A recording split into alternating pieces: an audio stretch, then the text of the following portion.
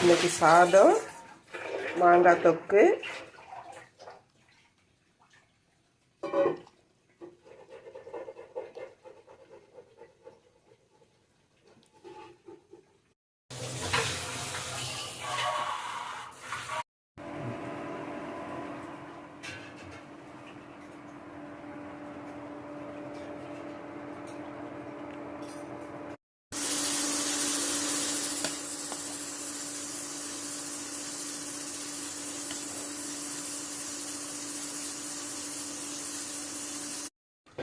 கோசு தாளிக்கிறதுக்கு சட்டியை காய வச்சு 2 ஸ்பூன் எண்ணெய் விட்டுருக்கேன். கொஞ்சமாக கடுகு உளுந்து பொரிஞ்சு பிறகு போடுறதுக்கு 2 காஞ்ச மிளகாய், ஒரு கத்து கருவேப்பிலை எடுத்துருக்கேன்.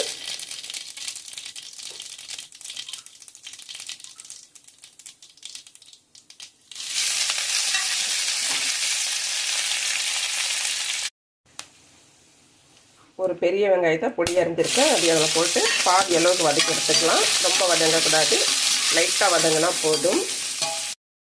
கோசுக்கு திட்டமான அளவு உப்பு, பெருங்காயத்தூள், மஞ்சப்பொடி போடாமல் செய்வேன் நான், ஒயிட்டாக தெரியறதுக்காக. உங்களுக்கு தேவைன்னா நீங்கள் மஞ்சப்பொடி போட்டுக்கலாம். இப்போது